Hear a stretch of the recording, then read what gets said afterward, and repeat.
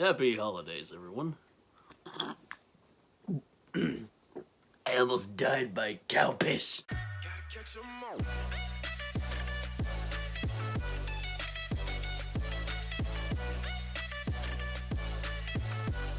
Merry Crisis. Happy holidays, everybody. It's your boy Hunt2Hunter back at it again with another video.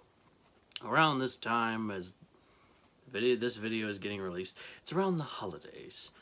Cherished time of year, no matter what you celebrate. It is the season of giving. Whether you are being gifted clothes to wear because you are out of clothes or they don't fit, or it's just nice to have a little more. Whether a tool around the house to help fix a few things, or just to have in case something goes out. A little bit of pocket change in case the grandparents don't know what the heck you want. Maybe the kid wants a new toy, and you gift them the newest toy, and they absolutely love it. But for others, video games. And that is the segment for this video. Now, I don't know what to name this video, and I'll probably put it here. Nerdmas. But here's going to be 9 video games that have meant the most to me in my life. Now, these aren't the best games, and I've gone over my top 10 favorite video games of all time. This is no stranger on my channel.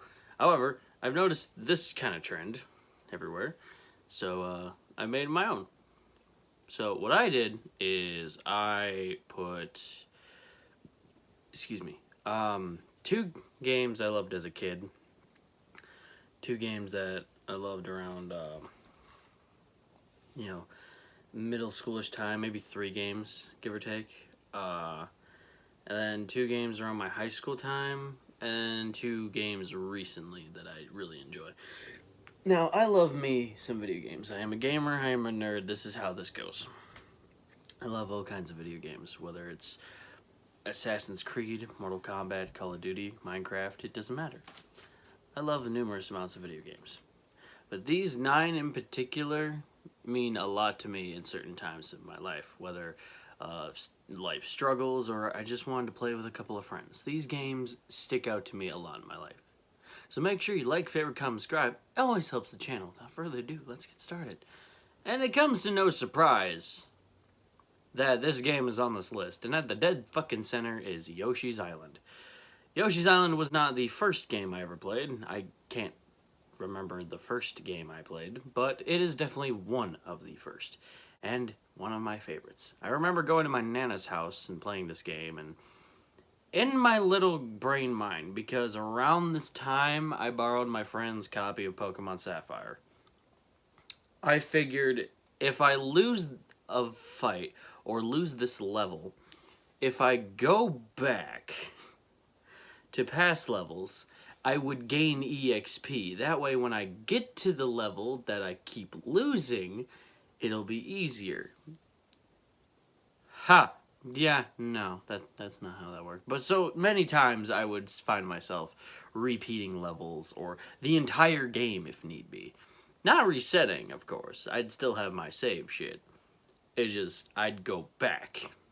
Maybe, like, there was also hidden stuff that I missed. Because around this time I also played Donkey Kong Country and Super Mario All-Stars, so there was hidden secrets. Super Mario 3 was another one. But Yoshi's Island, to me, around this time, Yoshi was also a comfort fictional character for me that, like, I loved, related to. Come on, he's a dragon chameleon dinosaur. That's fucking awesome. Also, this dude has the highest tolerance for children I have ever fucking seen. Oh my god, he takes this damn kid through his entire island. He is a prehistoric animal, so you know, there's other kind of weird shit in nature he's gonna come across. And anytime someone just pokes him, the baby fucking cries and cries and cries. Oh my god, no. Reasons why I don't want to be a parent. Oh my goodness, it just cries and cries. And in the end, he still gives it to its rightful owner, saves the day, defeats the big bad, and all that. Now, as of recently, and by recently I mean 4 months ago, I downloaded the Super Nintendo library app thing on the Nintendo Switch. And when I saw Yoshi's Island down there, let me tell you, the muscle memory I had in my fingers flying through the first 4 parts, your boy still had it. And to this day, Yoshi's Island soundtrack will still be in my brain. Like elevator music. Now moving on to the next game. Like I said, there's many games I've played all my life. But like I said, I've carefully selected these ones. Mario Party 7 comes up next. Mario Party 7 I got for the GameCube along with a bundle of other games. And me and my brother really enjoyed playing this because unlike most games where I spend my time by myself practicing on adventure and fighting games and mini games and stuff, this one was a board game type of deal. So while a video game nonetheless, and yes, I admittedly took time to practice some of the mini games, knowing what the fuck I was doing and memorizing the instructions, so I knew which items to use. Don't judge, siblings. It was a board game nonetheless, which means you're under the mercy of a single dice. No one has an advantage at all. Experience, maybe, but advantage? Nah. I enjoyed unlocking the map, the Bowser map, and the Birdo and Boo as a character, and it was really fun to use Yoshi and Waluigi, because for some reason that combo just really, I enjoyed it. Maybe it was because I had a purple shirt with green dinosaurs on it when I was in kindergarten, so I thought green and purple worked so well. I don't know, but point is, I enjoyed playing this with my siblings and friends, and essentially going on the Chinese dragon map, where you basically climb up all the mountains, slide down on a dragon. It was really fun. I enjoyed it. Unfortunately, the current copy I have now is a form of corrupted copy, where me and Babe over here tried to play it recently, and we got to the middle level of that New York map, and it just kind of died, like, instantly. I know if you go into the dragon map now, it'll do the same, so I'm sadly avoided the dragon map at all costs. But other than that, I still fully enjoy this game. I really do. And looking forward to getting that new Mario Party game that came out, so I can't wait to play that. That comes to mind is Super Smash Bros. Brawl. Now, here's the thing. I love every Smash game, from the Nintendo version to the Switch version. Got every character, all that. I remember playing the first one at a game store, and I thought, okay, this is cool, I suppose. You know, you got all the Mario characters and Kirby, Pokemon, and Link and all that. Didn't really know who Samus was, or as they said, Samus. But I kind of enjoyed it. And like I said, when I got the GameCube and through a bundle, I got Super Smash Bros. Melee, which to my eyes was the same thing, but it looked better. You know, the graphics looked a little better, and they had more characters, and I loved it. I don't know how. I'm still pissed at my brother for this. I don't hold grudges, but I'm still pissed at my brother for this. Not at him personally. Just the fact that he don't know how I did it. I don't know how he did it, and I spent all this time trying to fix it. But one day, I went to go to the bed. And my brother decided to play Super Smash Bros. Melee on his own. I thought, okay, what's the worst that could happen? Alexa, define foreshadowing. And so this guy decided to play Melee, fall asleep on the controller, and delete half my characters. I don't know how the hell that happened. Now, naturally, as the older brother, I, looked upon the situation, calmly assessed it, tried to figure out right from wrong, and then rightfully beat his ass. Now, when Brawl came out, I noticed it was for the Wii, and at the time we didn't have a Wii, and I was a little upset. But I was more happy than anything, because there was a new one came out, and I loved Melee for so long. And I would play it and play it and play it, and I saw there was a newer version, and I saw on the cover there was, like, Pokemon Trainer, Pit, and Wario. I didn't know who the fuck Pit was from Kid Icarus at the time, but, at the time he kind of looked like me, so I was just like, ooh, it's me, but with wings, and a bow, dagger, blade thing. So, I was super stoked about it, and The best part is, unlike Melee's adventure mode, the adventure mode on Brawl, more than any other Smash Bros, which I thought was going to happen in the Switch version, never mind. Anyway, had a story, a full story you could play through, and I loved it. Because my brother knows I love fighting games, and he hates it when I ask him to play, because he's like, yeah, I always lose. And I was like, no, grab this controller. He's like, I don't want it, you're gonna beat me. I'm like, no, I'm not gonna fight, that's an option. Nah, we're gonna go through the story. You and me, we're tag teaming this, right? We're battling the darkness that this story holds. The light on his face, knowing his brother, his big brother, was gonna help him fight something? Oh, hell yeah. That nothing made me happier.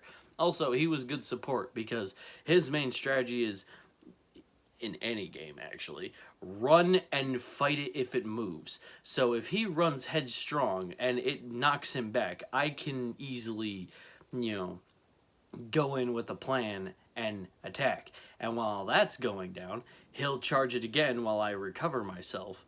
And, it's just, he's the barricade and I'm the cannon. I don't know. But that was kind of what we did.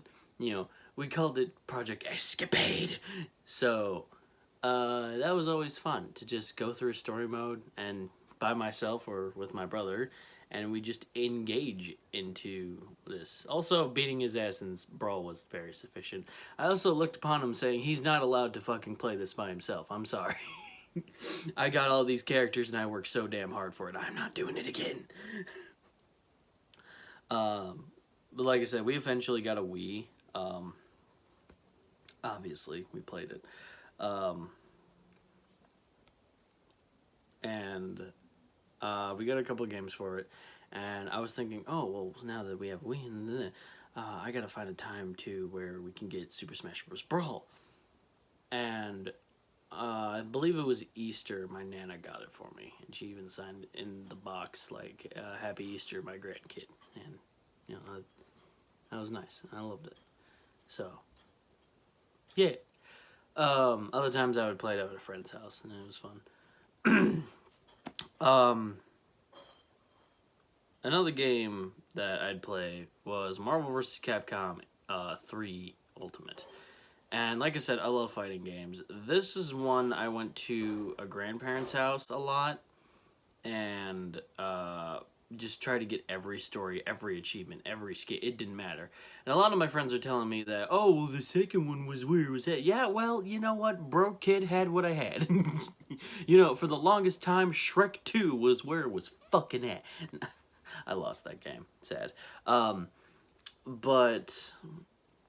Marvel vs. Capcom 3, I enjoyed the music for, and just spending that. I think that was one of the first ever games I actually learned what grinding means.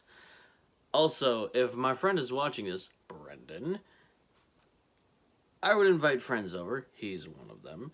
And there would be times we'd, fight. This is also one of those games where you can choose 3 characters.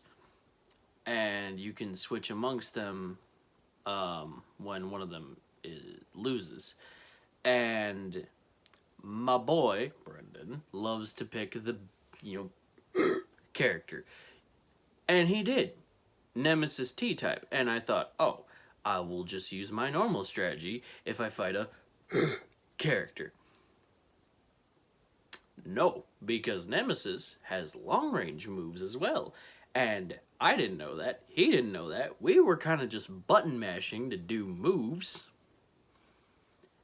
Motherfucker didn't give me a chance to breathe. What the hell, man?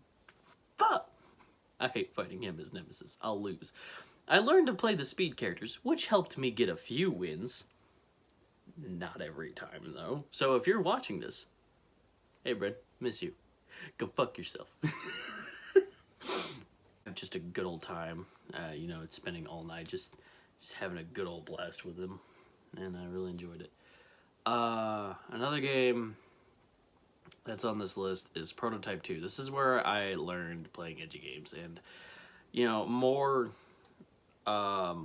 rated M games You know, Call of Duty and Mortal Kombat were a few of these, you know, where there's blood, gore, and all that shit. And Prototype 2 is no exception. With Prototype 2, what you are is basically in this post-apocalyptic world, and everything either wants to shoot you, eat you, consume you, or try to infect you, basically. And you're just some pissed off dude who doesn't give a shit trying to find his daughter in this open world game. The movement is great, you know, you're able to weaponize your own body and shapeshift and hide. And let me tell you, the fact that you can like shapeshift and shit, do you know how fucking fun it is going into a evil corrupted governmental base as an old lady and just shooting monster tentacles and blades everywhere? That shit's fucking hilarious. Never mind the fact you can throw tanks. And it's so satisfying to just do that in an open flying helicopter that just won't leave you alone. You can move and fly and glide over buildings and control some of the zombies. Like, that game was a blast. Now, on a lighter note, around this time, I wanted to get every achievement, and every time I lost, it just pissed me off so much. So much. And I remember, you know, feeling for this character, because, like, unlike most characters, they have like a goal set in mind where they want to be the best, they want to save the day. This dude just wants his daughter back. Other than that, he doesn't give a shit. You know, there's this one grunt you fight, and he's like, you'll never be this person who gave you this power's ultimate minion. And he's like, shut up, I don't care. And I love that. That's the thing I love about anti-heroes. They just don't give a shit and they do what they want. They're not necessarily bad. If there's like someone they truly care about in danger, they'll go out of their way, like, put them first and save them. But like, there's also that feeling of, I don't care what you do. You could take over the world for all I care. Half the world's already covered in gore and shit. I just want my daughter safe. That's it. And I love that. You know, that's super, you know, wholesome in my mind. Speaking of wholesome, Pokemon. Now, there's a lot of Pokemon games I have played over the years. A lot of them more later down the line, because around this time I was getting back into Pokemon. Like I said, I didn't grow up with a lot of money, so I didn't play all the games in order. I didn't ask my parents to buy you know, Pokemon games. I didn't ask my parents to give me anything, really. You know, I felt bad because, you know, we grew up with not a lot of money, and I played them very out of order. My first game was Yellow. No, it was Blue, then Yellow, then Sapphire, and then Pokemon XD for a while, for the GameCube. And I paid more attention to the anime more than anything, and just mid-Gen 4, I kind of just lost interest, because it was just slow pace, and I thought that around this time Pokemon was just done, you know. It won't be anymore. I'm growing up. No one else in my grade cares for Pokemon, so maybe I should give up. Gen 5 rolls around, and I'm like, okay, yay, great, whatever. Then Gen 6 rolls around, and my friend tells me, hey, what if I told you Charizard can evolve one more time? I'm like, get the fuck out. I'm listening. So this is right around where I was going back in the show and checking out all the other Pokemon, watching some more of the episodes. By the way, Gen 5 gets a lot of shit, but the anime of Gen 5 is actually pretty good. I like it. You know, it's the gen that has a lot of fucking funny comedy. It's the first one where Brock, May, or Misty doesn't come back. Ash catches a lot more Pokemon. It has its bullshit, trust me. But it's still solid, you know. And then Gen 6 rolls around, and the anime's phenomenal. I got Pokemon Y for Christmas, and beat it in a day, because it's fucking easy. And with Alpha Sapphire, which is the game I'm going to be talking about, is a Gen 3 remake, and I love Gen 3. I love Gen 3's the anime. I loved borrowing my friend's copy of Pokemon Sapphire. I'm awake. Pokemon Sapphire. And I remember a lot of the areas where to go through. I remember the gym leaders. I never beat the game, but I got to like the middle part, and let me tell you, fuck Norman. I'm sorry. God, almost as bad as Whitney. Which I later found out with adult money how bad she is too. This is right around where after I beat the game twice, um, I was going through the legendary events and I was catching everything that I liked, everything I saw. Not Dexter wise, where you caught all of the Pokemon in the Pokedex. I don't do that. I never have. I don't. I catch what I want or what's useful, you know. And around this time, I was also learning what shiny Pokemon are because I didn't know what the fuck a shiny was. And my friend gave me a shiny Dialga, and because shiny Dialga looks very similar to regular Dialga, I didn't know. I thought every time I threw it out of its Pokeball and it did like a sparkle animation, I thought it was like equipped with something. I didn't check, didn't care. And, you know, his veins are like a lighter blue, so I was just like, okay, whatever. And I was asking my friend about it, and he was like, oh, come on. You know why? I'm like, no, I literally don't. Fucking tell me, you psychopath. And he eventually told me it was a shiny. I was like, what the fuck's a shiny? And he showed me a shiny Volcanion, which looks vastly different. He gave me that too, but, you know. It's where I was getting back into Pokemon and enjoying it and all that shit. And Pokemon Alpha Sapphire, among other Pokemon games I played, it's not my favorite, but it's like a holster because there was a good while before Gen 7 came out, and this is right around where I realized I do love Pokemon and I don't care what anyone thinks. And it was a good, you know, if I wanted to do something Pokemon related or like organize something, I had that game where I had all these Pokemon and all these teams, and I would battle against my friends, and you know I would just take that thing and like enjoy holding on to it. You know that was like a good like preoccupy myself type of game, and I loved it. Now we get into later games. Injustice 2. Like I said, around all my life, never really had money. So when Xbox One and Injustice 2 came around, I remember enjoying the first Injustice game. This would be one of the games I invited my friends over. I'd take the game and I'd go to their place and we'd fight, and it was really fun. And I remember finally getting the DLC pack, or going to my friends who they had the pre-DLCs. So Martian Manhunter was my fucking boy, you know. Him and Aquaman. You know, Aquaman gets a lot of shit. But man have big dingle hopper and stab. So Injustice 2, who was made by NetherRealm Studios, who I knew was also responsible for a large majority, if not all, of the Mortal Kombat games. And I knew it was going to be just as fun, if not better, and I was right, than the first game. And unfortunately, it was only compatible with the new system coming out. But around this time, I got a job, and I had adult money. And so this was the first game I bought with the Xbox One that I bought, and it just had this satisfying feeling knowing that this isn't a game no one bought me for Christmas or my birthday. We had a rule in my house where, like, whatever's in this house is technically my parents'. We just let the kids use it because they're the kids. So in the majority, it was our GameCube, you know, our this. But as time went on, my parents realized, well, he spends more time with this, so that's his. And he also had bought this with his fucking money. He has the right to own this, and I appreciate my parents for realizing this. And the Xbox One was one of those things, because I felt such pride owning a game and a system, like knowing these are my things. These are things I earned, I got, I rightfully have. And I just love that feeling.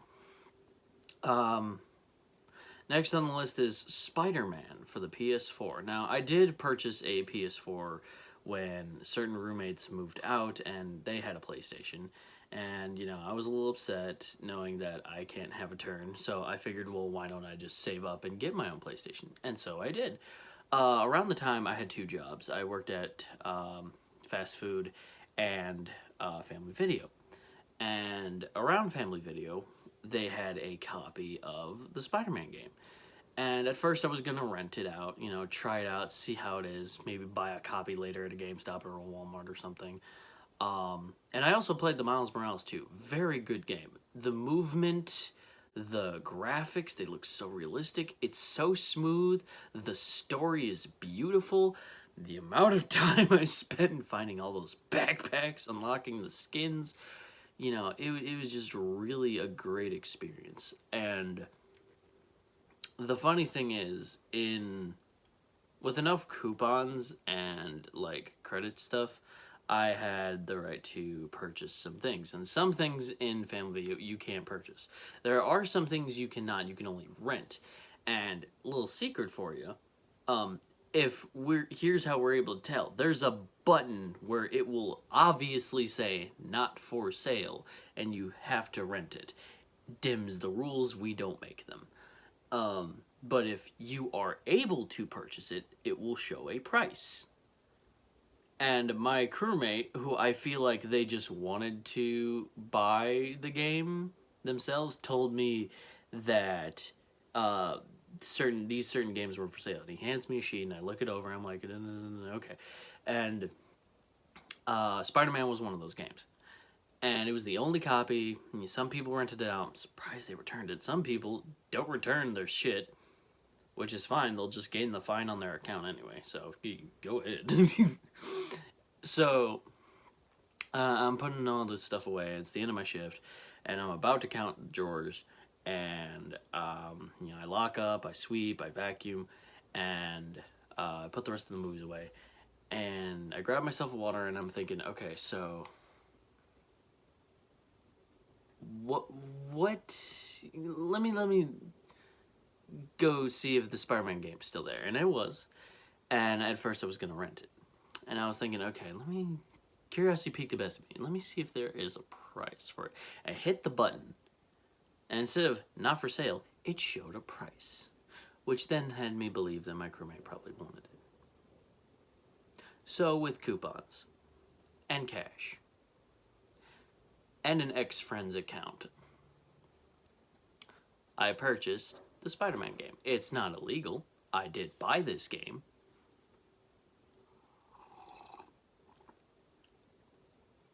They just tried to fucking top energy me and tell me, no, don't fucking tell me no. I'm gonna fucking buy this game. And around the time I did have the PlayStation and I played it. I don't have the PlayStation now, but I still have the game. Because, you know, it was one of my first ever PlayStation games like that I owned. And it was really fun to me. I no longer work at Family Video, but on the same token, Family Video is no longer in my fucking hometown. It's game being turned down, so what are they gonna do?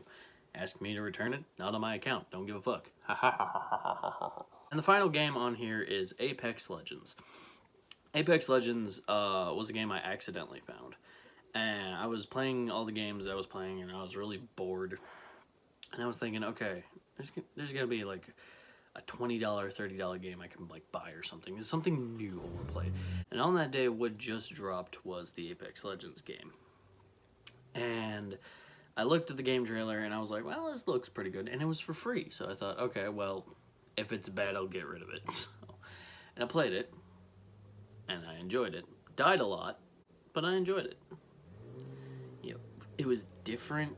You know, you could play with teammates instead of just soloing on your own. Because do I love video games? Yes. Am I the best? No. Am I the worst? Well, no. Still not the best, though.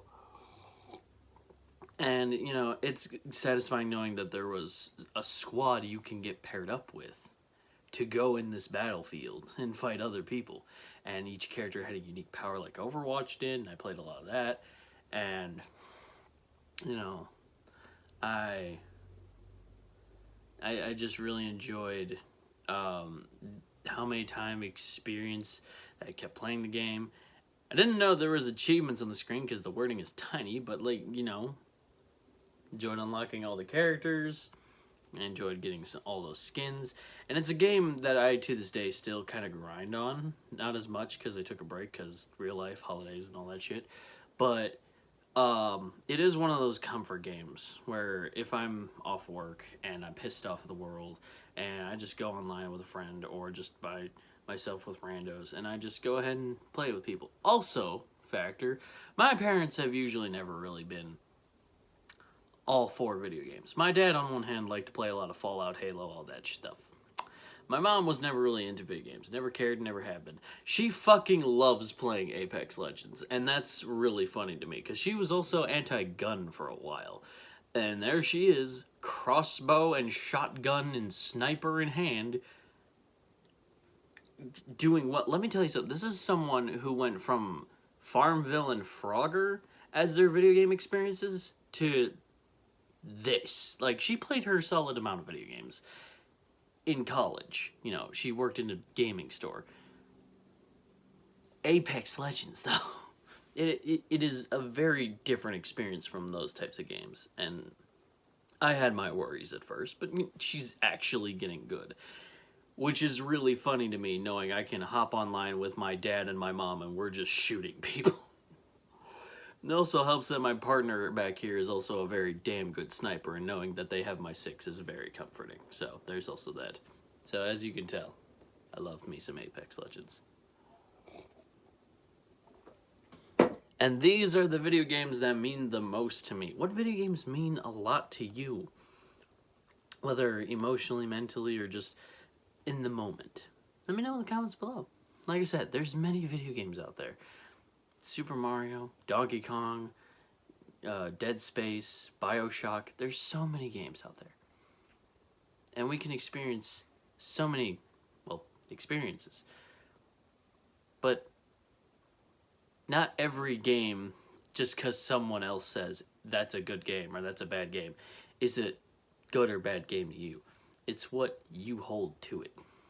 It's whether you have fun and what that game means to you in the moment. So until next time, my fellow Ghost Type Nation, stay ghastly. Bye. Gotta catch 'em all.